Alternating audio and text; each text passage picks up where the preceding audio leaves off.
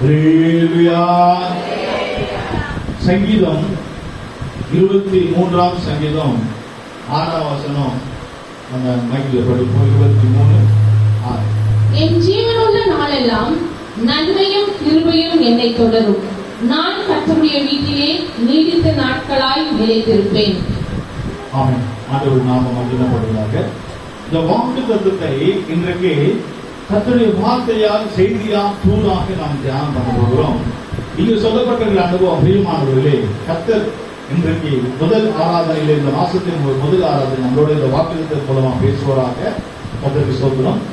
என் ஜீவனுள்ள நாளெல்லாம் நன்மையும் கிருபையும் என்னை தொடரும் என்று சொல்லும்.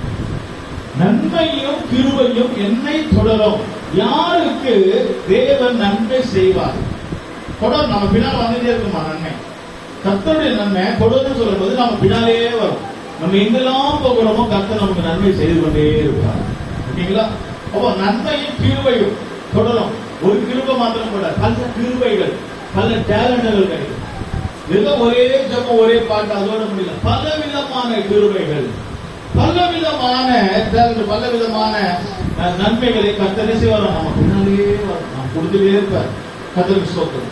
சரி, இந்த கிருபையும் இந்த நன்மையும் நம்முடைய ஜீவனோட நாளெல்லாம் சாக்கிற வரைக்கும் கர்த்தர் நமக்கு நன்மை செய்து கொண்டே இருப்பார்.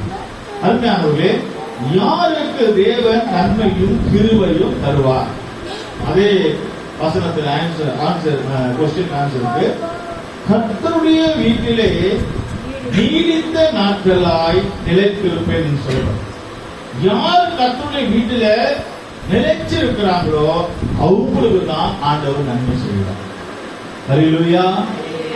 அப்ப சபையில எவ்வளவு பேர் வராங்க, எவ்வளவு பேர் போறாங்க, எல்லா இடத்துக்கும் ஒரு கூட்டம் வந்துட்டே இருப்பாங்க. ஸ்கூல்ல கூட பாருங்க, 1ஆம் கிளாஸ் வருவாங்க, 10th போயிடுவாங்க, இல்லைன்னா 12th முடிச்ச உடனே ஸ்கூலை விட்டு போயிடுவாங்க. காலேஜுக்கு வருவாங்க, காலேஜ் முடிஞ்ச உடனே போயிடுவாங்க. இப்படி ஒரு கூட்டம் வரும், ஒரு கூட்டம் போகும். அது போல சபையில கூட ஒரு கூட்டம் வரும், ஒரு கூட்டம் போகும். ஊரை விட்டு போவாங்க, மறிச்சு போவாங்க, சென்று போவாங்க, இல்லைன்னா வராம போவாங்க. ஒரு கூட்டம் வரும், ஒரு கூட்டம் போகும். ஆனா இந்த வசனம் சொல்லியிருக்கு, யாருக்கு கர்த்தர் நன்மை செய்வார், கிருபை தருவார்னா கர்த்தருடைய வீட்டிலே நிலைச்சிருக்கிறவங்க. அப்ப கர்த்தருடைய வீட்டில நிலைச்சிருக்கிறவங்க யார்? கர்த்தருடைய வீட்டில இருக்கிறவங்களுக்கு தான் தேவன் அவருக்கு நன்மை கொடுக்கிறார். கர்த்தருக்கு ஸ்தோத்திரம். இப்ப இன்றைக்கு நம்ம கிருபையில நன்மையை மாத்திருப்பார். நன்மை யாருக்கு கிடைக்கும்? கர்த்தருடைய வீட்டிலே நிலைச்சிருக்கிறவங்க.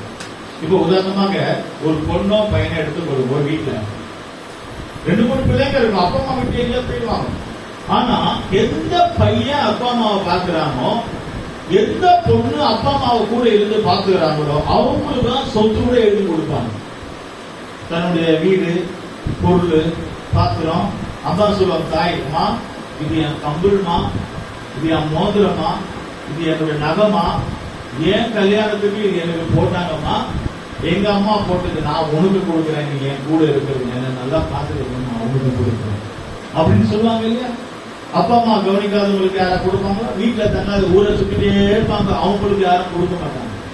அவன் கொடுத்தா விட காலி பண்ணிக்கணும். ஒரு அப்பாவுக்கு 2 பிள்ளை இருந்துச்சு. ஒரு பிள்ளை கேட்கறான், எனக்கு பணம் கொடு, எனக்கு சொத்தை பிரிச்சு கொடு, சொத்தை கொடுன்னு. அப்பா என்ன செய்யறாரு? சொத்தை கொடுக்குறாரு. அவர் வாங்கிட்டு நல்லா தரிசா பண்ணிட்டு, கெட்ட குமாரன் நல்லா ஜாலியா எல்லாம் காலி பண்ணிட்டு, அப்புறம் ஒண்ணு இல்லாம சாப்பாடு கூட இல்லாம பசியில வீட்டுக்கு ஞாபகம் வந்துச்சு, நான் வீட்டுல இருந்தா நல்லா இருந்திருப்பேன். நீ வீட்டுல இல்ல, நீ அப்பா வீட்டுல இல்ல, அதனாலதான் உனக்கு கஷ்டம் வந்துச்சு. எவ்வளவு பணம் இருந்தாலும், எவ்வளவு வசதி இருந்தாலும் அப்பா வீட்டுல மாத்திரம், தகப்பன் வீடுன்னு சொன்னால் தேவனுடைய வீட்டுல இருக்கணும். தேவனுடைய வீட்டுல இருக்கிறவங்களுக்கு தான் கடைசி வரைக்கும் நன்மை உண்டு. அவன் வாங்கிட்டு போனா இல்லையா, போயிட்டு வரும்போது எல்லாம் காலியாச்சு. பணம் என்னங்க, எவ்வளவு இருந்தாலும் பணம் காலியாகும். பணம் எவ்வளவு இருந்தாலும் காலியாகும், பொருள் எவ்வளவு இருந்தாலும் காலியாகும். ஆனா நம்ம கர்த்தருடைய வீட்டுல இருக்கிறோமா? யாருக்கு கர்த்தர் நன்மை செய்வார்? இந்த வசனத்துல இருக்கு. அதுல கடைசியில கர்த்தருடைய வீட்டுல நிலைச்சிருக்கிறவங்களுக்கு தான். கர்த்தருடைய வீட்டுல நிலைச்சிருக்கிறவங்க யாரா இருக்கட்டும், முதல் நான் இருக்கணும். ஆண்டவர் வீட்டுல, கர்த்தருடைய வீட்டுல நான் நிலைச்சிருந்தால் கர்த்தர் எனக்கு நன்மை செய்வார். கர்த்தருடைய வீட்டுல நீங்க நிலைச்சிருந்தீங்கன்னா, கர்த்தருடைய வீட்டுல, ஏசப்பா வீட்டுல சபையில நீங்க நிலைச்சிருந்தீங்கன்னா கர்த்தர் உங்களுக்கு நன்மை செய்வார். உங்களுடைய வீட்டிலே வாசமாக இருக்கிறவர்கள் பாக்கியவான்கள், அவர்கள் எப்பொழுதுமே துதிப்பார்கள். அப்போ உங்களுடைய வீட்டிலே, கர்த்தருடைய வீட்டிலே யாரு நிலைச்சிருக்கிறாங்களோ அவங்களுக்கு ஆண்டவர் நன்மையை செய்கிறார். ஹல்லேலூயா. கர்த்தருடைய வீட்டில் பொறுமையோடு, சில நேரத்துல வீட்டுல தண்ணி இருக்காது, சில நேரத்துல வீட்டுல கரண்ட் இருக்காது, சில நேரத்துல வீட்டுல வசதி இருக்காது, வீட்டுல ஒரு கட்டில் இருக்காது, ஒரு பாய் இருக்காது, ஒரு சாப்பிட ஒரு தட்டு இருக்காது, சாப்பிட ஒரு அரிசி இருக்காது, வீட்டுல ஒரு கேஸ் இருக்காது, வீட்டுல குறைகள் இருக்கலாம். நான் இந்த வீட்டுல இருக்க மாட்டேன், என்னால முடியாது, நான் போறேன்னு சொல்லிட்டு போயிட்டால், ஆனால் அந்த வீட்டுல நம்ம இருக்க முடியலன்னா நன்மையே கெட்டகுமாரன் போல நாம எல்லா ஆசீர்வாதத்தையும் எடுக்கணும். என்ன நடந்தாலும் என் தகப்பன் கூட, எங்க தகப்பன் வீட்டுல நான் இருப்பேன், எங்க அப்பா வீட்டுல நான் இருப்பேன், எங்க அப்பா கூட நான் துணையா இருப்பேன், எங்க அப்பா கூட நான் துணையா இருப்பேன், எங்க அம்மா கூட நான் துணையா இருப்பேன். அப்படி நினைக்கிறவங்களுக்கு அவங்க கஷ்டம் இருக்கும், கடைசியில தேவன் அவங்களுக்கு நன்மை செய்வார். ஹல்லேலூயா. அதுபோலதான் உங்களுடைய வீட்டிலே சொல்லும் போது, உங்களுடைய வீடு சொன்னால் தேவனுடைய வீடு, தேவனுடைய வீடு சொன்னால் சபை. சபையில யாரு நிலைச்சிருக்கிறாங்களோ, நான் சொன்னது போல வருவாங்க போவாங்க, அது விஷயம் இல்ல. யார் வேணாலும் வருவாங்க, யார் வேணாலும் போவாங்க, அது விஷயம் இல்ல. ஆனால் சாகர வரைக்கும் நான் இந்த சபையில நிலைச்சு இருப்பேன்னு சொல்றவங்கள கர்த்தர் நன்மை செய்வார். நமக்கு எல்லாம் தெரிஞ்ச ஒரு ஸ்டோரி தானே, நம்ம ராணி அம்மா வீட்டுக்கார டேவிட் ஐயா, நம்ம எப்ப எல்லாருமே தெரியும் இந்த விஷயம். அது இந்த வாசல் இங்க நின்று தான் சொல்றாரு, நான் ஐயா நான் சாகர வரைக்கும் இந்த சபையில சாவே, இந்த சபையில தான் உயிரை விடுவேன். அவர் எது சொல்றாரு நான் நினைச்சேன். கடைசியில உண்மையாகவே அவர் கடைசி வரைக்கும் சபைக்கு வந்து இறந்தாரு. இறந்த பிற்பாடு கர்த்தர் அவருக்கு நன்மை செய்தார். அவருடைய சாவு இங்க இருந்து காசிமேடு வரைக்கும் கர்த்தர் கனப்படுத்தினார். கர்த்தர் நிறைய ஜனங்களை கொண்டு வந்தாங்க. ஒரு பெரிய ஒரு மினிஸ்டர், அரசியல்வாதி மாதிரி சாவ போச்சு. ஏன்னா அவ்வளோ பெரிய அவருக்கு வந்து ஒரு பெரிய விஷயம் இல்ல, அவர் சாதாரண ஆளுதான். ஆனா வந்து அவர் கர்த்தருடைய வீட்டுல இருந்ததுனால தான் கர்த்தர் கனப்படுத்தினார். ஹல்லேலூயா. அது போலதான் உங்களுக்கும் எனக்கும் அதுதான். நம்ம அமெரிக்கால சேர்ந்தாலும் சரி, நம்ம லண்டன்ல சேர்ந்தாலும் சரி, அது விஷயம் இல்ல. நம்ம கர்த்தருடைய வீட்டுல இருக்கணும். எங்க இருந்தாலும், எந்த நாட்டுல, எந்த ஊர்ல, எந்த விஷயத்துல, எந்த இடத்துல இருந்தாலும், அது எந்த ஸ்டேட்டா இருக்கட்டும், கோயம்புத்தூரா இருக்கட்டும், மதுரையா இருக்கட்டும், சென்னையா இருக்கட்டும், எங்க இருந்தாலும் கர்த்தருடைய வீட்டுல நான் இருக்கணும். கர்த்தருடைய வீட்டுல என் உயிர் போகணும். கர்த்தருடைய வீட்டுல நாம் கடைசி வரைக்கும் நம்ம போனோம். அப்படி இருந்தால் கர்த்தர் நன்மையை செய்வார். கர்த்தருடைய வீட்டுல இல்லாம நம்ம வேற எங்க இருந்தாலும் நமக்கு நன்மை கிடைக்காதுங்க. நன்மை மாத்திரம் கிடைக்காது, நன்மை எல்லாம் கிடைக்கும். கர்த்தர் கொடுக்கிற நன்மை.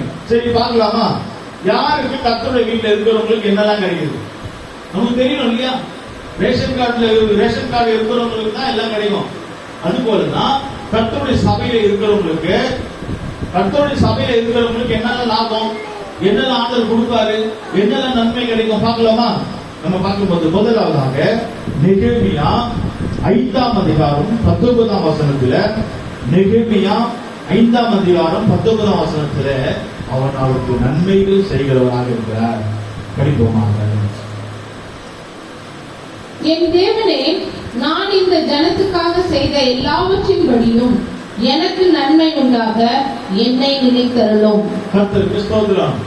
இந்த ஜனங்களுக்கு, சபை ஜனங்களுக்கு நான் செய்தேன் எல்லா நன்மைகளுக்கும் கர்த்தரை நினைச்சருளும். அந்த நெகேமியா காலத்துல பாருங்க, அந்த சபையில இருக்கிறவங்களுக்கு அவர் நன்மைகளை செய்கிறார். என்ன நன்மை செய்திருப்பார்? அந்த ஊழியக்காரர் என்ன நன்மைகளை செய்திருப்பார்? அவர் ஓடி ஓடி போய் ஜோம் பண்ணிருப்பார், கூப்பிடும் போதெல்லாம் ஜோம் பண்ணிருப்பார், பண்ணும்போது போன் பண்ணும் போதெல்லாம் இருந்திருப்பார். உபாச நேரத்தில் அவர் உபாசம் போட்டு விசுவாசி வீடுகளுக்காக ஜோம் பண்ணிருப்பார், பிசாசை துரத்திருப்பார், வியாதி சுகமாக்கி இருப்பார். அந்த வீட்டுல இருந்திருப்பார். அந்த வீட்டுல வசதி இல்லாம இருந்திருக்கும், அந்த வீட்டுல கொசு வெடி இருந்திருக்கும், அந்த வீட்டுல கரண்ட் இல்லாம இருந்திருக்கும், அந்த வீட்டுல தண்ணி இல்லாம எதா இருந்தாலும் கூட அவர் ஓடி ஓடி நெகேமியா அவர் வந்து என்ன செய்யறாரு? அவங்களுக்கு நன்மைகளை செய்தார். அதனால தேவன் எனக்கு நன்மை செய்கிறார். அருமையானவர்களை நீங்கள் விலகிக் கொள்ள வேண்டும். சபைக்கு வருகிறவர்களுக்கு நன்மையை செய்ய வேண்டும். சபைக்கு வருவர்களுக்கு நீங்க நன்மை செய்து பாருங்களேன், கர்த்தர் உங்களுக்கு நன்மை செய்வார். சபைக்கு வருவதற்கு நான் கூட வெளியே சில நேரத்துல போனேன், குடிக்காரங்க யாராவது வந்து 100 ரூபாய் கொடுங்க, 50 ரூபாய் கொடுங்கன்னு யாராவது வந்து கேட்பாங்க. நான் யோசிப்பேன், தெரிஞ்சுங்களா இருந்தா கூட அவங்களுக்கு 100 ரூபாய் கொடுத்தா என்ன பண்ணுவாங்க, குடிச்சிருவான். அப்போ எனக்கு என்ன நன்மை கிடைக்கும்? ஒரு குடிகாரனுக்கு நான் காசு கொடுத்தா எனக்கு ஒரு நன்மையும் கிடைக்காது, அவன் குடிப்பான். அதே ஒரு 100 ரூபாய் சமைக்கு செலவு பண்ணுவோமே, சமையல பிள்ளைகளுக்கு ஒரு பிஸ்கெட் வாங்கி கொடுப்போமே, ஒரு சாக்லேட் வாங்கி கொடுப்போமே, சமைக்கு வர ஜனங்களுக்கு நம்ம உதவி செய்வோமே, அமாவாசை கொடுத்துல பன் வாங்கி கொடுப்போம், டீ வாங்கி கொடுப்போம், பால் வாங்கி கொடுப்போம், ஜனங்க குடிச்சிட்டு நம்ம ஆசீர்வாதம் கொடுப்பாங்க. நம்ம என்ன சபைக்கு செய்யறோமோ கர்த்தர் நமக்கு செய்வார். ஹல்லேலூயா. நம்ம சபைக்கு ஜனங்களுக்கு ஆண்டவருடைய பிள்ளைகளுக்கு செய்யணும். யாருக்கும் செய்யற அது விஷயம் இல்ல. ஒரு நல்லது கல்யாணம் வந்தா, அது வந்தா, இது வந்தா, நகை போடுறோம், அது போடுறோம், இது போடுறோம், ஒரு கெத்துக்காக கௌரவத்துக்காக கடனை வாங்கி வட்டி வாங்கி போடுறோம்ல, கடைசியில நமக்கு ஒரு நன்மை அது கிடைக்கிறது. நமக்கு யாரா செய்யறதா நம்ம செய்வோம், தப்பு இல்ல. கௌரவத்துக்காக பந்தாவுக்காக நம்ம கடனை வாங்கி வட்டி வாங்கி செய்யும் போது நமக்கு ஒரு நன்மையும் கிடைக்காது. அப்ப நன்மை யார் கிடைக்கும் சொன்னால், இதுல தேவ பிள்ளைகளுக்கு நாம் நன்மை செய்தால் கர்த்தர் நமக்கு நன்மை செய்யணும். இன்னைக்கு கூட அந்த பிரதர் எனக்கு போன் பண்ணாரு நைட்டு, ஐயா ஒரு பையனுக்கு பர்த்டே முன்னிட்டு நான் சபையில எல்லாத்தையும் கேக் வாங்கி கொடுத்தா நல்லது வாங்கி கொடுங்க, 10 பேர் உங்க பிள்ளையை ஆசீர்வதிப்பாங்க. சபையில எது செய்தாலும் சபைக்காரங்களுக்கு செய்தால், ஜனங்களுக்கு செய்தால் அது நன்மையாக இருக்கும். எங்கேயோ கொண்டு போய் செய்யறதை காட்டிடும். தேவ பிள்ளைகளுக்கு நாம் செய்ய வேண்டும். கர்த்தருக்கு ஸ்தோத்திரம். அது மாத்திரமல்ல, சங்கீதம் 13ஆம் சங்கீதம் 6ஆம் வசனத்துல படிக்கும் போது அங்க பாருங்க, நன்மை நமக்கு ஆண்டவர் நமக்கு என்ன நன்மைகள் செய்கிறார் பாருங்க. எனக்கு நன்மை செய்தபடியால் அவரை பாடுவேன். இங்க பாருங்க, கர்த்தர் எனக்கு நன்மை செய்கிறார். அப்ப நம்ம என்ன செய்யணும்? நன்மை வாங்கிட்டு சும்மா இருக்க கூடாது, பாடணும். பாடணும், கர்த்தரை பாடணும், தேவனை பாடணும், அவரை துதிக்கணும், அவரை போற்றணும், கர்த்தருக்கு நன்றி செலுத்தணும். புரியுதுங்களா? அப்ப கர்த்தர் எனக்கு ஏதாவது நன்மை செய்தால் கர்த்தரை நம்ம என்ன செய்யணுமா? பாடணும். கர்த்தருக்கு நன்மை நம்ம வந்து ஆண்டவருக்கு நன்மை செய்தா கர்த்தர் என்ன செய்வாரு? கர்த்தர் நமக்கு நன்மை செய்யறன்னு வச்சுங்களேன். அப்ப நம்ம அவரை என்ன செய்யணுமா? பாடணும். சாட்சி சொல்லணும். நம்ம போன வாரத்துல நம்ம சிஸ்டர் குணா சிஸ்டர் சாட்சி சொன்னாங்க. மூலக்கடையில இருந்து விசுவாசிகளா இருக்கிறதுனால நான் சொல்றேன். போன வாரத்துல இந்த இடத்துல நின்று சொன்னாங்க. அவங்க கடந்த நாட்களில அவங்களுக்கு பயங்கர, போன வருஷத்துல ரொம்ப கஷ்டம் வந்துச்சு. ஹாஸ்பிட்டலுக்கு லட்சக்கணக்கான பணம் செலவு பண்ணிட்டாங்க. கையில காசு இல்ல, என்ன பண்றதுன்னு தெரியல, ரொம்ப கஷ்டம். வீடை மாத்தலான்னு பார்த்தா வீடு மாத்துறதுக்கு பணம் இல்ல, எல்லாரும் சாப்பிடணும். குழந்தைக்கு மேல குழந்தைக்கு அடி மேல அடி, வியாதி மேல வியாதி, என்ன பண்றதுன்னே தெரியாம ஒரு சூழ்நிலை இருக்கு. அப்பொழுது குணா சிஸ்டர் சொன்ன, அவங்க எதிர்க்க இருக்கிறாங்க, பின்னால சொன்னா கூட நம்ம எதாவது போய் சொல்லணும். அவங்க எதிர்க்க இருக்காங்க, எதிர்க்க சொன்னோம். கடைசியில் அவங்க சிஸ்டர் என்ன பண்றாங்க? தீர்மானிக்கிறாங்க, ஆண்டவரே நான் இந்த மாசத்துல இருந்து ஆண்டவருக்கு தசமமாக கொடுப்பேன் ஆண்டவரே. ஆனா வருமானம் இல்லையே, எந்த வருமானம் இல்லையே. ஆனா அவங்க தீர்மானிக்கிறாங்க. ரொம்ப கஷ்டமா இருக்கு. அப்போ தீர்மானம் அவங்களே ரொம்ப கஷ்டமா தான் என்ன பண்றதுன்னே தெரியாது. ஆனா அவங்க என்ன தீர்மானிக்கிறாங்க? அவங்க சொல்றத நான் சொல்றேன். இந்த இடத்துல இருந்து அவங்க சொன்னாங்க இல்லையா? அப்ப அவங்க என்ன சொல்றாங்கன்னா, நான் இந்த மாசத்துல இருந்து எனக்கு சம்பளம், எங்க பையன்களுக்கு சம்பளம் கிடைச்சா நான் தசமமா கொடுப்பேன். ஏன்னா அவங்களுக்கு வேலை இல்லை, அவங்க வீட்டுல தான். அப்பொழுது பசங்க வேலை இல்லாம வீட்டுல ரொம்ப கஷ்டம். ஆனா இந்த தீர்மானம் செய்யும் போது முதல் ஒரு பையனுக்கு வேலை கிடைக்கும். அவன் வேலைக்கு போகிறான். வேலைக்கு போய் முதல் 10,000 ரூபாய் ஒருத்தன் கொண்டு வந்து கொடுக்குறான். அவருக்கு வேலை இல்லை, வருமானம் இல்லை, ரொம்ப கஷ்டம், எல்லாம் போச்சு, லட்சக்கணக்கில் போச்சு எல்லாமே போன வருஷத்துக்கு. அப்ப அவங்க தீர்மானிக்கிறாங்க, எனக்கு கொடுத்தா எனக்கு வேலை இல்லை, எங்க பையன் புருஷனே இல்ல, புருஷன் இல்ல, பையன் எனக்கு வேலை இல்லை. அப்ப யார் கொடுப்பா? என் பையனுக்கு வேலைக்கு போய் எனக்கு கொடுத்தா நான் கொடுப்பேன். அப்ப முதலாவது அவங்க பையனுக்கு ஆண்டவர் ஒரு வேலையை 10,000 ரூபாய் கொடுத்தாங்க. அந்த 10,000 ரூபாயில 10ல ஒன்று கொண்டு வந்து தசமமா. ஃபர்ஸ்ட் நானும் கேட்கிறேன், என்னம்மா நீங்க எது கொடுக்குறீங்க அப்படின்ட்டு. தசமமா உங்களுக்கு எப்படி வரும்? நீங்க வேலைக்கு போறீங்க, உங்க வீட்டுக்காரர் இல்லையா உங்களுக்கு கொடுப்பா? இல்ல, எங்க பையன் போயிட்டு அவன் கொண்டு வந்து கொடுத்தான் சம்பளத்தை. தசமமா கொடுத்த உடனே 2வது பையன் வேலைக்கு போயிட்டான்.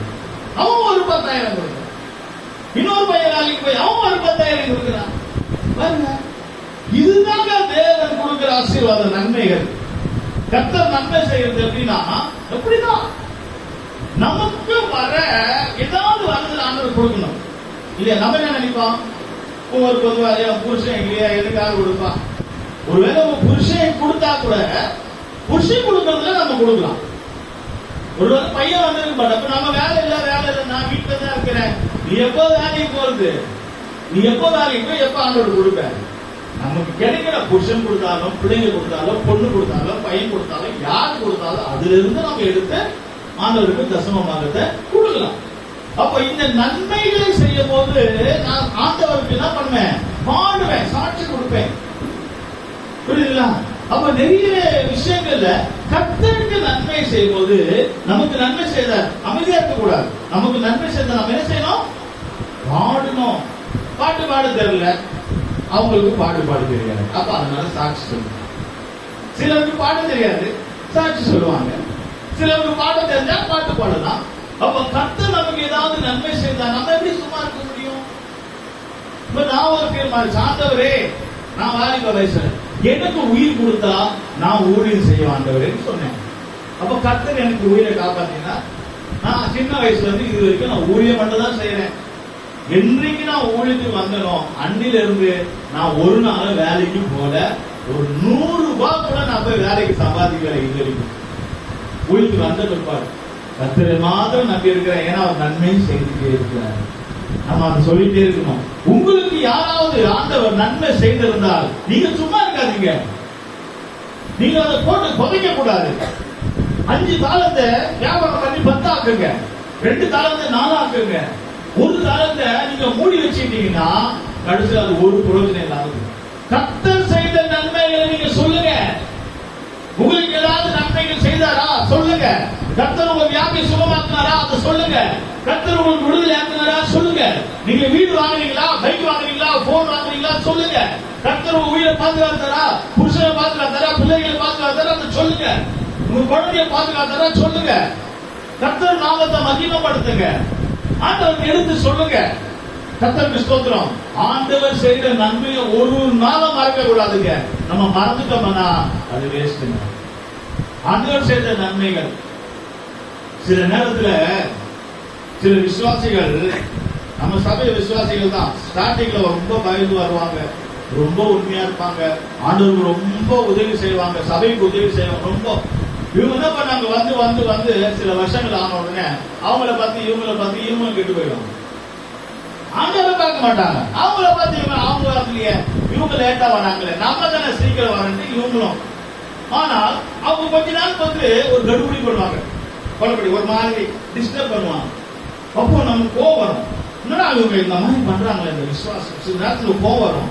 அப்புறம் கொஞ்ச நேரம் அவங்க செய்த நன்மைகள், இப்ப இவங்க வந்து இப்படி பண்றாங்க, ஆனா இதுக்கு முன்னாடி நல்லா தானே இருந்தாங்க, இதுக்கு முன்னாடி சபை கரெக்டா இருந்தாங்களே, இதுக்கு முன்னாடி ஆண்டவர் சபைக்கு ஊழியத்துக்கு உதவி செய்தாங்களே, இதுக்கு முன்னாடி நமக்கு ஒரு டீ கொடுத்தாங்க, ஒரு கிளாஸ்ல டீ கொடுத்தாங்களே, நமக்கு சாப்பாடு போட்டாங்களே, அந்த எனக்கு ஞாபகம் வரும்போது அதை நான் விட்டுருவேன்.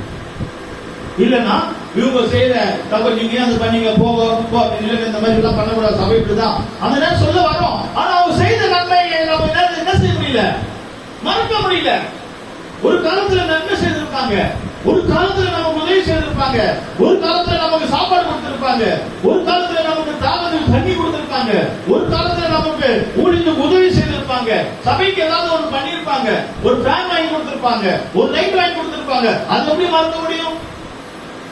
அது மாதிரி நம்முடைய வாழ்க்கையில ஆண்டவர் உங்களுக்கு ஏதாவது செய்திருக்கிறாரா? உங்களுக்கு யாராவது உதவி செய்தா அதை நீங்க மறந்துடாது. சிலருடைய அனுபவம் அப்படிதான். எவ்வளவு நிறைய பேர் உதவி செய்தாலும் நம்ம அந்த மறந்து தூக்கி வீசிடுவோம். ஆமா, அப்போ நீ என்ன பெரிய என்ன செய்த சபையில, அவங்க வீட்டுல, அவங்க குடும்பத்துல. அருமையானவர்களே, கர்த்தரை கேள்வி கேட்காதீர்கள். கர்த்தர் உங்களுக்கு என்ன செய்தாரோ அதை மறக்காதீங்க.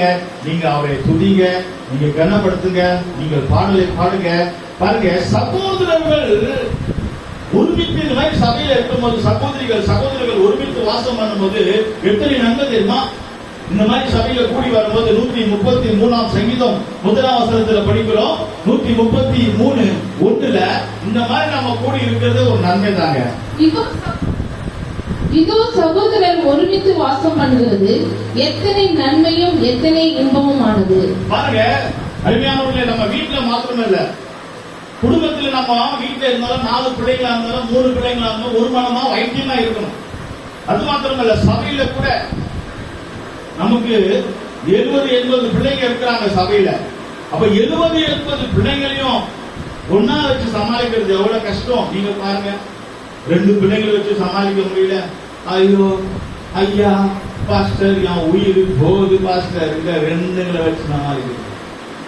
நான் சொன்னேன், ஏமா 2 வச்சு சமாளிக்கிறது ஒண்ணு கஷ்டம்னா, நான் 80 பிள்ளைங்களை வச்சு சமாளிக்கிறேன்.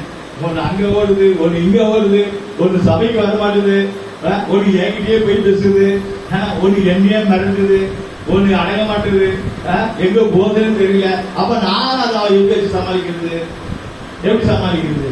அது விஷயம் தெரியுமா? அதுதான் நம்ம அது எந்த காரியங்களை பார்க்க கூடாது, ஒருமித்து ஒன்றா சேர்க்கணும். ஒன்றா சேர்த்து வீட்டுல ஜோம் பண்ணி பாருங்க, ஒன்னா ஜோம் பண்ணுங்க, ஒன்னா சாப்பிடுங்க. நிறைய வீட்டுல ஒன்னா சாப்பிடுறதே கிடையாது. புருஷன் ஒரு பக்கம் சாப்பிடுறது, மனைவி ஒரு பக்கம், பிள்ளைங்க ஒரு பக்கம், அவங்க சாப்பிட்டு அவங்க போயிட்டே இருப்பாங்க. அவங்க வருவாங்க, அவங்க தூங்குவாங்க. பிள்ளைங்க எப்ப தூங்குதுங்க, எப்ப யார் வரா, எப்ப போறா, இது ஒரு தெரியவே மாட்டேங்குது நிறைய பேர். நீங்கள் வீட்டுல எல்லாரும் ஒன்னா சாப்பிட்டு பாருங்க. அப்பா அம்மா பிள்ளைங்க ஒன்னா சாப்பிடுங்க, முடிஞ்ச அளவுக்கு ஒன்னா சாப்பிடுங்க, ஒன்னா தூங்குங்க. படிக்குதுங்களா பிள்ளைங்க, வேலைக்கு போற நைட் விட்டு அது பரவாயில்ல, ஒன்னா தூங்குங்க, ஒன்னா படிங்க, ஒன்னா ஜெபம் பண்ணுங்க. எல்லாரும் சேர்ந்து ஒன்னா ஜெபம் பண்ணி பாருங்க, அங்கதான் நன்மைகள் உண்டாகும். சகோதரர்கள் ஒருமித்து வாசம் பண்ணுகிறது எத்தனை நன்மையாக இருக்கு. அதுபோல நீங்கள் சபையில கூட ஒன்னா இருங்க, ஒன்றா இருங்க.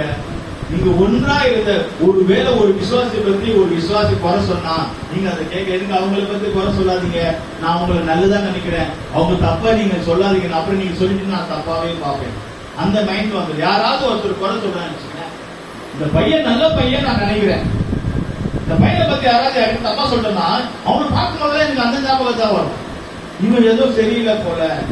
பாத்தீங்களா? அப்ப அதனால யாரை பத்தி யாருமே நம்ம குறை சொல்ல வேண்டாம், யாருமே நம்ம சொல்ல வேண்டாம். சின்ன சின்ன கஷ்டங்கள் வர, அது ஓகே. அப்படி சொல்லாம இருந்தாதான் நம்ம ஒன்னா இருக்க முடியும். இப்போ 120 பேரு ஏசப்பா சொல்லிட்டாரு, மேல் வீட்டுல இருக்க பசுத்தாவியாளர் தரேன்னு சொல்லிட்டாரு. இப்ப 120 பேர் இருக்காங்க. ஊழியக்காரம் விசுவாசியம் 108 விசுவாசி, 12 ஊழியக்காரர், மொத்தம் 120 பேரு. ஆண்டவர் சொல்லிட்டாரு ஆவியானவர் இறங்குவாரு. ஒரு நாள் ஆச்சு இறங்கல, 2 நாள் ஆச்சு இறங்கல. ஏன் ஆவியானவர் இறங்கல? ஏசப்பாவுடைய அம்மா இருக்கிறாங்க, அம்மா என்ன நினைச்சிருப்பாங்க, ஏசப்பாவுடைய அம்மா நான் தான் இயேசுவை பெற்ற தாய், முதல் இறங்குதான் ஆவியானவர் இறங்குவாரு. பேதர் என்ன நினைச்சிருப்பாரு, நான் சீனியர், வயசுல பெரியவர், எனக்கு வயசு அதிகம், நான் தான் முதல் வந்த சபைக்கு, முதல் யாமதான் இறங்குவாரு. யோவான் என்ன சொல்லிருப்பாரு, ஏசப்பாவுடைய மார்பில நான் தான் சாஞ்சிட்டு இருந்தேன், அவர் மார்பிலே சாஞ்சிட்டு இருந்தேன், முதல் எனக்கு தான் வருவாரு. இப்படி ஒவ்வொருத்தரா சொல்லிட்டு இருக்காங்க, ஆவியானவரே வரல. 9 நாள் ஆச்சு ஆண்டவர் வரல. கடைசியில தன்னுடைய குறைகளை உணர்ந்து, தப்பிதங்களை உணர்ந்து 10வது நாளுல என்ன சம்பவிச்சு தெரியுமா? எல்லோரும் ஒருமனப்பட்டார்கள்.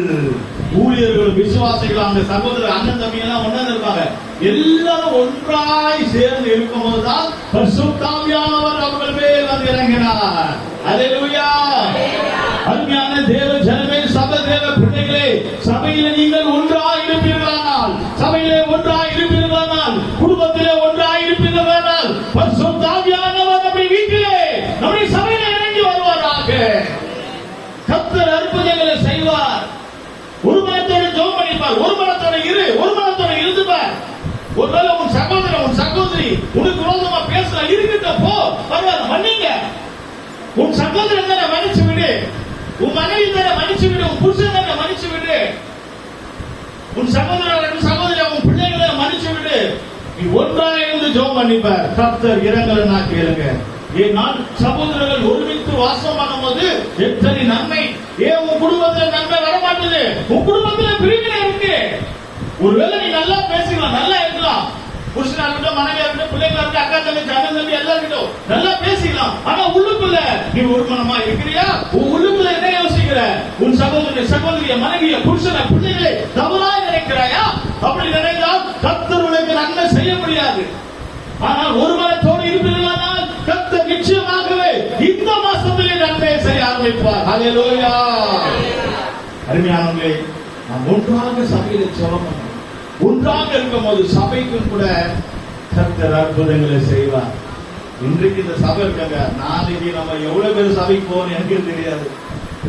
சொல்லிட்டு தான் இருக்கிற பொறுப்பெல்லாம் பெரிய இடமா பாருங்க. அவன் கோடி கணக்கில் சொல்லிட்டு விசுவாசத்துல சொல்லிட்டோம். கர்த்தருக்கு ஸ்தோத்திரம். எந்த நிலவுல ஆண்டவர் நம்மளை கொண்டு போகிறது. நீங்க எல்லாரும் ஒன்றா இருந்தால் சபைக்கு மாத்திரம் உங்க வீட்டுக்கும் நன்மை செய்வார். ஹல்லேலூயா. அருமையானவர்களே, அப்போஸ்தலர் 10ஆம் அதிகாரம் 38ஆம் வசனத்துல பாருங்க, இயேசு கிறிஸ்து நன்மை செய்கிறவராக சுற்றி திரிந்தார். 10:38. நசரேயனாகிய இயேசுவை தேவன் பரிசுத்த ஆவியினாலும் வல்லமையினாலும் அபிஷேகம் பண்ணினார். தேவன் அவருடனே கூட இருந்தபடியினாலே அவர் நன்மை செய்கிறவராயும் பிசாசின் வல்லமையில் அகப்பட்ட யாவரையும் குணமாக்குகிறவராயும் சுற்றித் திரிந்தார். கர்த்தருக்கு ஸ்தோத்திரம். நன்மை செய்கிறவராக இயேசு இருந்தார். அருமையானவர்களே, ஏன் நன்மை செய்தார் தெரியுமா? உங்களால சொல்ல முடியுமா ஏன் இயேசு நன்மை செய்தார்? தேவன் அவரோடு இருந்ததுனால. நீங்க நினைக்கிறீங்க நான் மற்றவங்களுக்கு நன்மை செய்யணும், ஏதாவது செய்யணும் நினைக்கிறீங்க. உங்களால செய்ய முடியாது. ஏன் நன்மை உங்களால செய்ய முடியும்? ஏன் நான் கர்த்தர் உங்க கூட இல்ல. ஆனா கர்த்தர் உங்களோட இருந்தால் நன்மை செய்ய முடியும். கர்த்தர் உங்களோட இருந்தால் நன்மை செய்ய முடியும். அருமையானவர்களே, நாம் நன்மை செய்ய வேண்டும் என்று சொன்னால் தேவன் நம்ம கூட இருந்தால் தான் நன்மை செய்யணும். அது மாத்திரமல்ல, நன்மை செய்கிறவர்கள் தான் பிசாசுகளை துரத்த முடியும். சும்மா எல்லாரும் சொல்லுவாங்க பிசாசு வரட்டுனா அதை வரட்டுனா இதை வரட்டுன்னு. ஒரு மனுஷனுக்கு ஹெல்ப் பண்ண மாட்டாங்க. சிலர்லாம் ஒரு மனுஷனுக்கும் ஹெல்ப் பண்ண மாட்டாங்க. அப்ப ஹெல்ப் பண்ணாம உதவி செய்யாம நீ எப்படி பிசாசு தொடர்ந்துவ? எப்படி வியாதி சுகமாக்குவ? சிலர்லாம் பாத்தீங்கன்னா சில நம்ம யாரையும் குறை சொல்றதுக்கு இல்ல, நிறைய பேர் பாத்தீங்கன்னா ஒன்லி இன்கம் ஒன்லி சம்பாதிச்சுட்டே இருப்பாங்க. கொடுங்க, காணிக்கை கொடுங்க, தசமமா கொடுங்க, அதை கொடுங்க, இதை கொடுங்க. அருமையானவர்களே, அவங்க எல்லாம் பிசாசுல துரத்த முடியாது. நன்மை செய்கிற தேவனுடைய பிள்ளைகள் தான் பிசாசை துரத்த முடியும். வியாதியை சுகமாக்க வேண்டும் என்று சொன்னா நன்மை செய்யணும். அமாவாசை ஜபம் நடத்தணுமே, அதனால நமக்கு என்ன ஒரு பெருசா எது லாபம் இல்லை. நம்ம தானே பணம் செலவு பண்ணி நடத்தணும். நம்ம தானே கஷ்டப்படுறோம். பாவிய பிள்ளைங்க கஷ்டப்பட்டு வெளியே நடத்துது, எத்தனை ஆயிரம் செலவு பண்ணி நடத்துறோம். அதனாலதான் பிசாசு ஓடுது. நம்ம கூட்டத்தை காட்டி சம்பாதிக்கணும், நம்ம கூட்டத்தை காட்டி நம்ம கடைகடியா போய் வசூல் பண்ணணும் சொன்னா அங்க அற்புதம் நடக்காது. பிரியமானவர்களே, அங்க அற்புதம் நடக்காது. என்ன கூட்டம் நடத்தினாலும் சரி அற்புதம் நடக்காது. நம்முடைய அமாவாசை கூட்டத்துல எங்கேயோ போய் கலெக்ஷனுக்கோ கடைகடியா போய் கேட்கறது இல்ல. மாசம் நடத்துறோம், ஆயிரக்கணக்கான செலவு பண்ணி நடத்துகிறோம். சபை விசுவாசிகள் உதவி செய்கிறாங்க. ஏன் தெரியுமா? நன்மை செய்கிறபடினால் தான் அமாவாசை கூட்டத்துல அற்புதங்கள் செய்கிறார். நம்முடைய கூட்டத்தில் அற்புதங்கள் நடக்குது, பிசாசுகள் ஓடுது. ஏன்? நன்மை செய்கிறவராக சுற்றித் திரிந்து பிசாசுகளை துரத்தினார், வியாதிஸ்தரை சுகமாக்கினார் என்று நாம் பார்க்கிறோம். அருமையானவர்களே, அது மாத்திரமல்ல, கர்த்தர் அவரோடு இருந்தவரை இரண்டாவது முதல்ல பார்க்கிறோம், பரிசுத்த ஆவியினாலே நிரப்பப்பட்டு. அருமையானவர்களே, நீங்கள் அபிஷேகத்தை பெற்றுக் கொண்டால்தான் நீங்க பிசாசை துரத்த முடியும். உங்க குடும்பத்தில் இருக்கிற பிசாசை துரத்துனா, உங்க புருஷனுக்கு இருக்கிற பிசாசை துரத்துனா, உங்க மனைவிக்கு இருக்கிற பிசாசை துரத்தணும், உங்க பிள்ளைகளுக்கு இருக்கிற பிசாசை துரத்துனா முதல் நீங்க அபிஷேகம் பெறணும். அபிஷேகம் இல்லாமல் நீங்க ஜெபம் பண்ணீங்கன்னா அந்த ஆவி உங்களை தாக்கும். அந்த ஆவி உங்களை தாக்கும். கர்த்தருக்கு ஸ்தோத்திரம். அருமையானவர்களே, நீங்க வீட்டுல ஜெபம் பண்ணாலும் எங்க ஜெபம் பண்ணாலும் முதல் நீங்கள் பரிசுத்த ஆவியை பெற்றுக் கொள்ளுங்கள். பரிசுத்த ஆவி இல்லாமல் பிசாசை துரத்த முடியாது, நன்மை செய்யவும் முடியாது. கர்த்தருக்கு ஸ்தோத்திரம். நீங்க அபிஷேகம் பெற்று பாருங்களேன். நீங்க அபிஷேகம் பெற்று பாருங்க. அவங்க கிட்ட போய் சொல்ல வேண்டிய அவசியம் இல்ல. எப்பா நீ ஊழியத்துக்கு உதவி செய், காணிக்கை கொடு, தசமமா கொடுன்னு அவங்க கிட்ட சொல்ல வேண்டிய அவசியமே இல்ல. ஏன்னா கர்த்தர் அவங்களோட இருந்து ஆட்டோமேட்டிக்கா அவங்க கொடுக்க போறாங்க. அவங்க அபிஷேகம் பெற்ற கர்த்தர் சொல்ல போறாரு, செய்ய போறாங்க. அபிஷேகம் இல்லாம நன்மை செய்ய முடியாது. அபிஷேகம் இல்ல, நன்மை செய்ய முடியாது.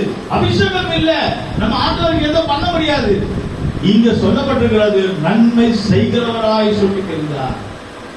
எத்தனை பேருக்கு நாம் நன்மை செய்கிறோம்? கர்த்தர் நமக்கு நன்மை செய்கிறார். இன்னும் ஒரு வசனத்தை சொல்லி நான் முடிக்கிறேன். எரேமியா 31 அதிகாரம் 14 வசனத்திலே, எரேமியா 31 அதிகாரம் 14 வசனத்திலே கடைசியாக ஒரு வசனத்தை சொல்லி நான் முடிக்கிறேன். நன்மையே ஆசாரியர்களில் ஆத்துமாவை கொடுமையானவைகளினால் பூரிப்பாக்குவேன். என் ஜனங்கள் நான் அளிக்கும் நன்மையினால் திருப்தி ஆவார்கள் என்று கர்த்தர் சொல்கிறார். என்னுடைய ஜனங்கள், சபை ஜனங்கள் நான் அளிக்கும் நன்மையினாலே திருப்தி ஆவார்கள் என்று சொல்லப்பட்டது. கர்த்தருக்கு ஸ்தோத்திரம். அருமையானவர்களே, என் ஜனங்களுக்கு நான் அளிக்கும் நன்மைகள். ஆண்டவர் சொல்றாரு, ஏன் ஜனங்களுக்கு நான் கொடுப்பேன். நன்மை எப்படி தெரியுமா? திருப்தியா இருக்கும். உங்களுக்கு புரியுற மாதிரி சொன்னா, உங்க கையில எல்லாருக்கும் மொபைல் இருக்கு இல்லையா? அதுல பாத்தீங்கன்னா 1 GB 1.5 GB 2 GB இருக்கும். நீங்க 1 GB நீங்க போட்டு பாருங்களேன், கொஞ்சம் காசு கம்மியாகும். அது சுத்திட்டே இருக்கும். அது சீக்கிரத்துல போன் ஒர்க் ஆகாது. அது சுத்திட்டே இருக்கும். நீங்க காசு கொடுத்தீங்க, ஆனா அது 1 GB தான். இன்னும் கொஞ்சம் காசு கொடுத்து நீங்க 1.5 GB போட்டீங்கன்னா இன்னும் கொஞ்சம் ஸ்பீடா சுத்தம் நிற்கும். ஆனால் நீங்கள் இன்னும் கொஞ்சம் காசு கொடுத்து 2 GB போட்டீங்கன்னா அது சல்லு ஓடிட்டே இருக்கும். உடனே எல்லாமே நடக்கும். அதுதான் திருப்தியா இருக்கப்பா. நல்ல வாட்ஸ்அப் நல்லா வேலை செய்யுது, நெட் நல்லா கிடைக்குது, பரவாயில்ல, நல்லா கிடைக்குது. ஏன்னா 2 GB போட்டிருக்கோம்ல, அதே தாங்க ஆசீர்வாதம். நம்ம ஆண்டவருக்கு உண்மையா இருந்தால் கர்த்தர் எப்படி கொடுக்கலாம்? 1 GB இல்ல, எப்படி கொடுக்கலாம்? 2 GB மாதிரி. என் ஜனங்களுக்கு நான் அன்னைக்கு நன்மையா திருப்தியா ஆண்டவர் எனக்கு கொடுத்தாரு. ஆண்டவர் எனக்கு திருப்தியா கொடுத்தாரு. ஆண்டவருக்கு நல்ல சாப்பாடு கொடுத்தாரு. ஆண்டவர் எனக்கு ஒரு நல்ல மனைவியை கொடுத்தார். ஆண்டவர் எனக்கு நல்ல புருஷனை கொடுத்தார். ஆண்டவர் எனக்கு நல்ல பிள்ளைகளை கொடுத்தார். ஆண்டவர் எனக்கு நல்ல வேலையை கொடுத்தார். ஆண்டவர் நல்ல எனக்கு ஒரு வருமானத்தை கொடுத்தார். ஆண்டவர் நல்ல ஒரு சம்பளத்தை கொடுத்தார். ஆண்டவர் எனக்கு அபிஷேகத்தை கொடுத்தார். ஆண்டவர் எனக்கு நல்லா கொடுத்தார். ஆண்டவர் எனக்கு நல்ல சபையை கொடுத்தார். எத்தனை பேர் நன்மை ஆண்டவர் சொல்ல முடியும்? திருப்தி ஆயிடுச்சா? போதும், எனக்கு போதும். திருப்தியா இருக்கா? கர்த்தர் திருப்தியா கொடுக்கிறார். போது இயேசு கொடுத்தாருல, 5000 பேர் ஜனங்களுக்கு அப்பமும் மீனும் கொடுத்தாரு இல்லையா? திருப்தியா கொடுத்தாரா? சாப்பிட முடியாம மிச்சம் 5 கூட, வேற ஒரு இடத்துல 7 கூட, எல்லாம் மீனும் சாப்பாடு நிறைய இருக்கு, எல்லாம் திருப்தியா சாப்பிட்டாங்க, மிச்சம் இருக்கு. கர்த்தர் உங்களை இந்த பிப்ரவரி மாதத்துல திருப்தியா போஷிக்க போகிறார். உங்க பணம் மார்ச் வரைக்கும் அப்படியே கடந்து வரும். 25ஆம் தேதி காலி ஆயிட்டு, ஐயோ இன்னும் 4 நாள் இருக்கு, நான் என்ன பண்ணுவேன்னு தெரியலையே, ஒரு 500 ரூபாய் 2 நாள் ஓட்டிட்டா அந்த போராட்டங்கள் வர இல்லையா? அது இந்த மாசத்துல வராது. அல்லேலூயா. கர்த்தர் திருப்தியா உங்களுக்கு கொடுக்க போகிறார். கண்ணை கொடுங்க, ஆண்டவர்கிட்ட வாங்கிக்கங்க. என்னெல்லாம் வேணும் உங்களுக்கு? நன்மையை தர போகிறார். என்ன வேணும் உங்களுக்கு? அபிஷேகம் வேணுமா? வல்லமை வேணுமா? கிருபை வேணுமா? வரங்கள் வேணுமா? ஆண்டவருக்கு என்ன வேணும்? என்ன நன்மை வேணும்? கர்த்தருடைய திருப்தியாய் போதிக்க போகிறார். கர்த்தர் குடும்பத்தை திருப்தியாக நடத்த போகிறார். நம்முடைய சபையை கர்த்தர் திருப்தியாக்க போகிறார். எத்தனை பேருக்கு ஆசீர்வாதம் வேணும்? நன்மை செய்கிறதா? என் ஜனங்கள் அவர்கள் திருப்தியாக நான் இருப்பேன் என்று ஆண்டவரே சொல்லி வாக்குறுத்தம் கொடுக்கிறார். சபைக்கு வர ஜனங்கள், சபைக்கு நீ தொடர்ந்து வருவாயானால் உங்களுக்கு திருப்தியாக கிடைக்கும் நன்மை. விட்டு வருவோமோ அதை பற்றி எனக்கு தெரியாது. தீர்மானிப்போம். ஆண்டவரே கடத்துல ஒப்பு கொடுக்கிறோம். இந்த மாசம் என்ன வழி நடத்துங்க ஆண்டவரே. எவ்வளவு தேவைகள் இருக்கப்பா, எத்தனையோ தேவைகள் இருக்கு ஆண்டவரே. எத்தனையோ இஎம்ஐ கட்டணும், எத்தனையோ லோன் கட்டணும் ஆண்டவரே, ஸ்கூல் ஃபீஸ் கட்டணும் ஆண்டவரே, வீட்டு வாடகை கட்டணும், என்னென்னலாம் இருக்கு ஆண்டவரே. நான் என்ன பண்ண போறது ஆண்டவரே நீ கேட்பாயானா? நீ ஆண்டவரே நீ கேட்பாயானா? ஆண்டவர் பார்த்து என் ஜனங்களுக்கு, என் சபை ஜனங்களுக்கு நான் திருப்தியா கொடுப்பேன், நான் திருப்தியாக நன்மை செய்வேன் என்று கர்த்தருக்கு நன்மை செய்ய போகிறார். கர்த்தருக்கு நன்மை செய்ய போகிறார். அவர் நன்மை செய்கிறவராய் சுற்றி திரிந்தார். அல்லேலூயா.